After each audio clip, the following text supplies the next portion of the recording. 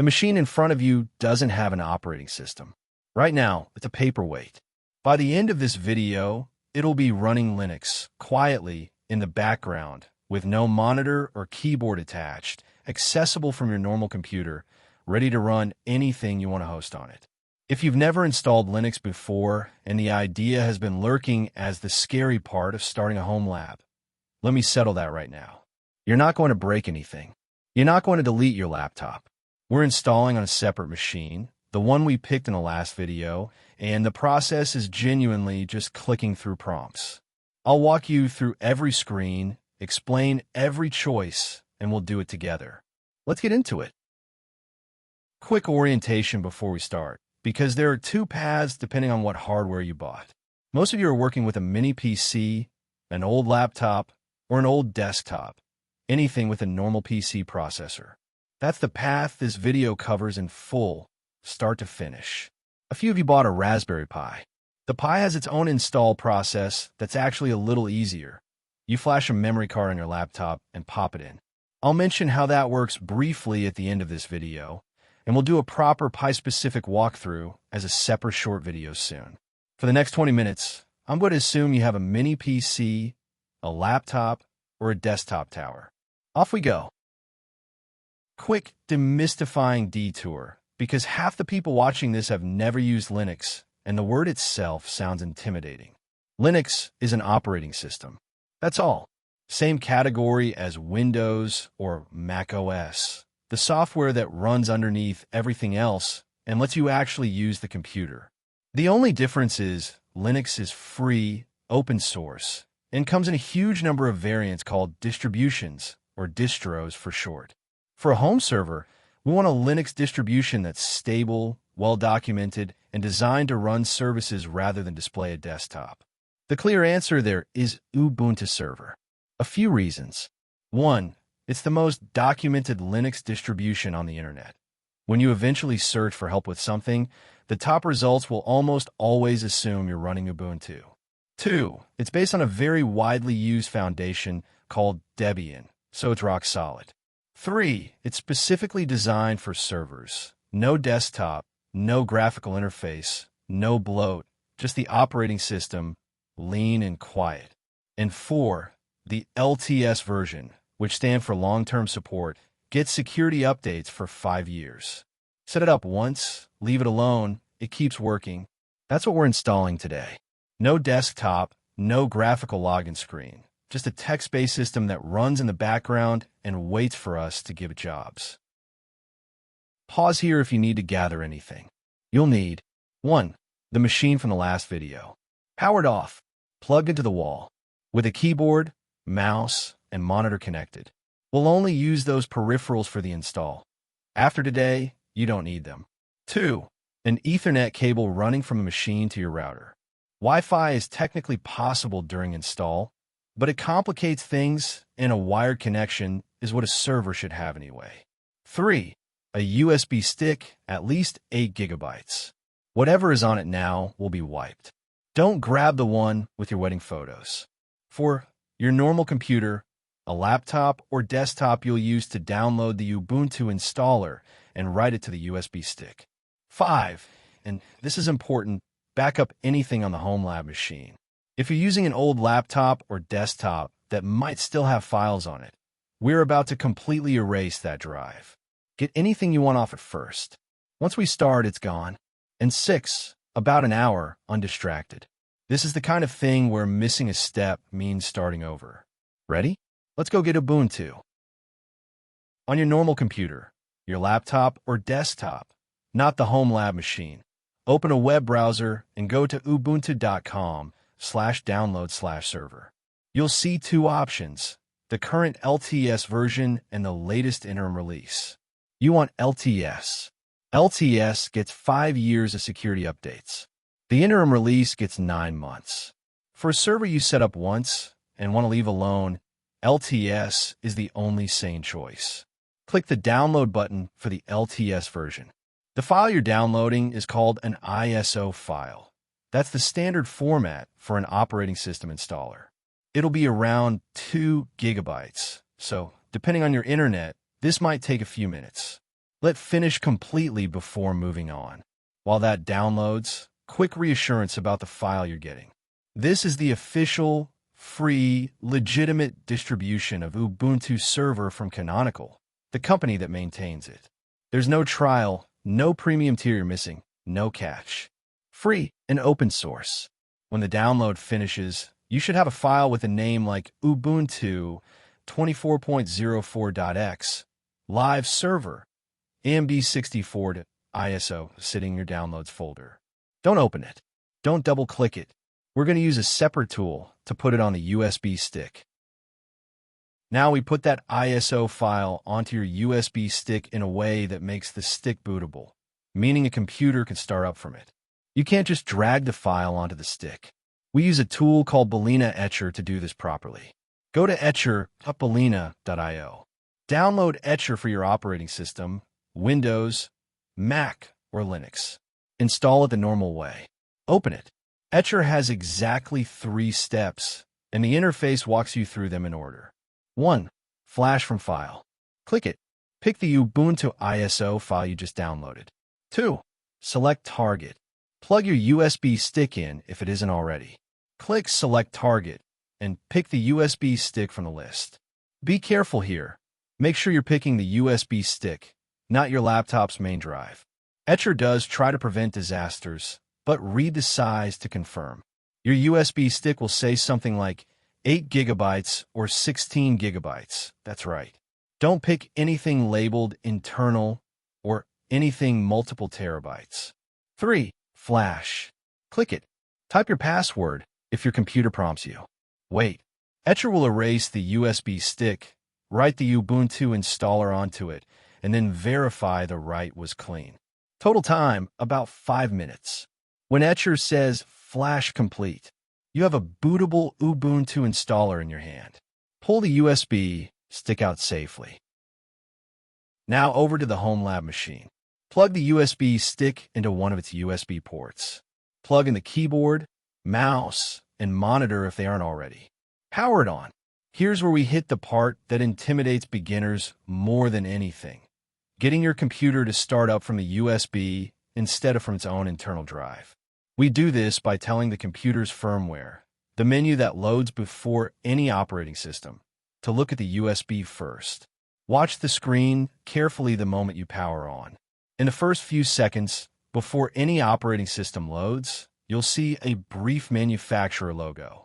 Somewhere on that screen, in small text, it'll say something like press F12 for boot menu or F2 for setup. Press that key immediately and repeatedly until you get a menu. The key varies by manufacturer. Here's the cheat sheet. Lenovo and ThinkCenter, F12 or Enter then F12. Dell and Optiplex, F12. HP and Elite Desk, F9. B-Link and Mini PCs, F7. Asus, F8 or Escape. MSI, F11. Generic or unknown. Try F12, then F11, F10, F8. If you miss the window, the machine will just boot into nothing.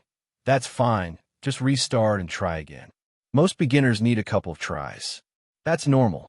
When the boot menu appears, you'll see a short list of things you can boot from.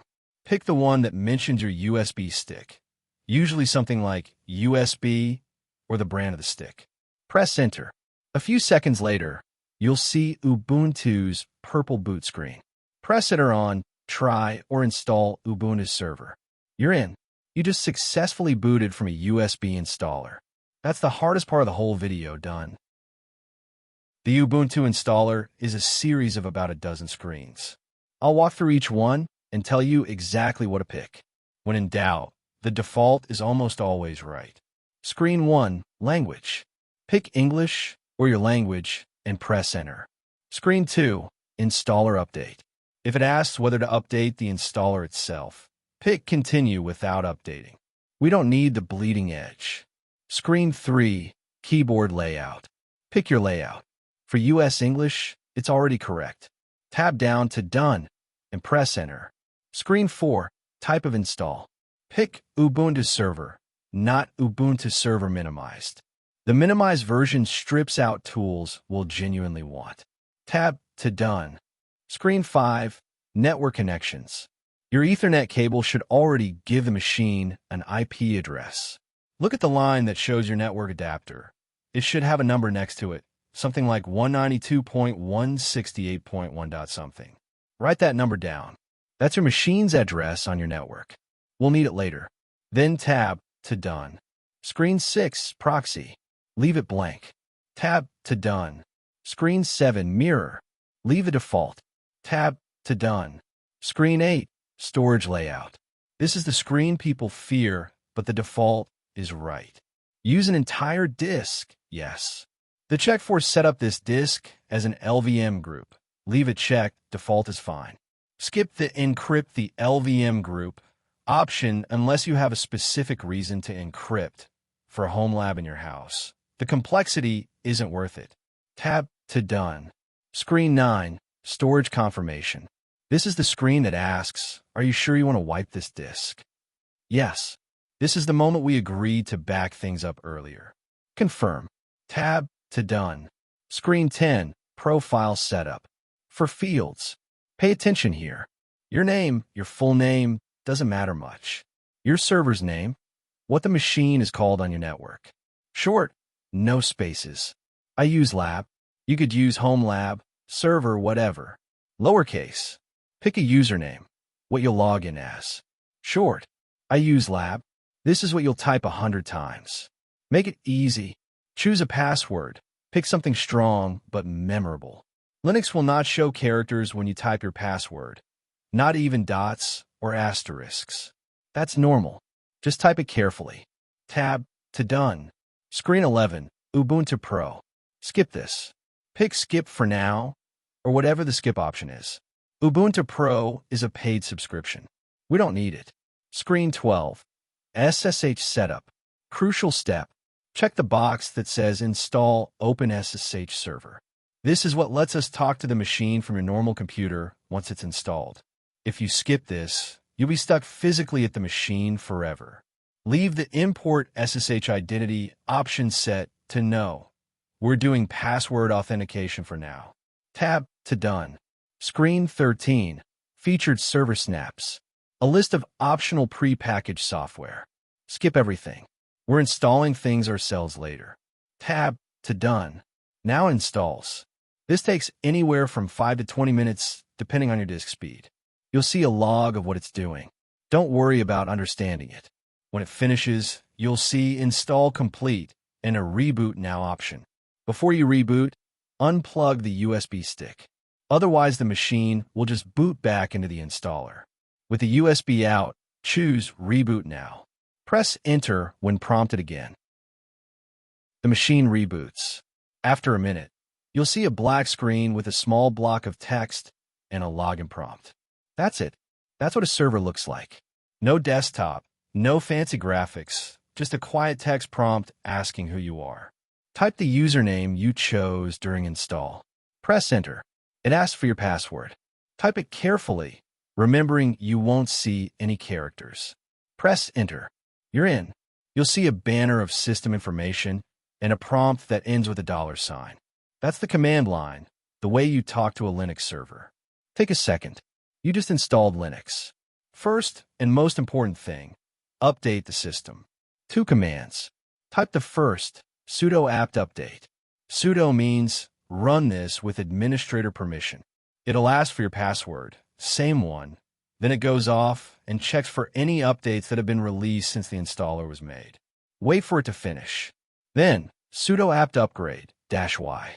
This actually downloads and installs the updates. The -y at the end means yes to everything, so you don't have to confirm each one. This might take a few minutes the first time.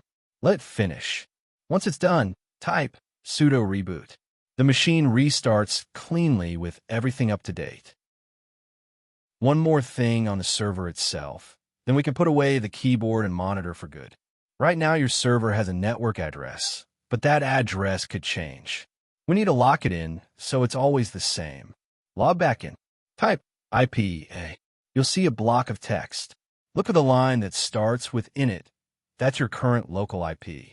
Look just above it for link/ether. That's the MAC address, your network adapter's permanent identifier. Write both of these down. Now, from your normal computer, log into your router's admin page. The address is usually 192.168.1.1 or 192.168.0.1 in a web browser. The login is whatever your internet provider set up. Inside, look for DHCP reservations or address reservations or static leases. Every router calls it something slightly different. Add a new reservation.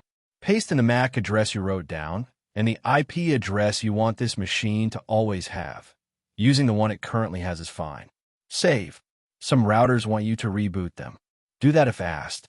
From now on, your homelab server lives at that exact address forever. We'll call it 192.168.x.x for the rest of this series. Substitute your real number. Now the moment of truth. On your normal computer, open a terminal. Mac and Linux have terminal already. On Windows, use PowerShell or Windows Terminal. Type SSHlab at 192.168.x.x using your username and your IP. The first time it'll ask if you trust this host. Type yes, then enter your password. You're now logged into your server from your normal computer. Pull out the keyboard and monitor from the homelab machine. From now on, that machine just sits there and runs quietly, and you manage it from your desk. Quick promise note for the Pi people. If you have a Raspberry Pi instead of an x86 mini PC or laptop, your process is different but easier. Instead of making a USB installer, you use a tool called Raspberry Pi Imager. Download it from raspberrypi.com. Plug your microSD card into your laptop. Open Imager. Choose Raspberry Pi OS Lite, the version without a desktop, or Ubuntu Server from the OS list. Choose your SD card. Before flashing, click the gear icon to pre-configure your username, password, Wi-Fi, or Ethernet, and enable SSH, all in the GUI, before the card even leaves your laptop. Flash. Put the card in the Pi. Power it on. Wait 2 minutes.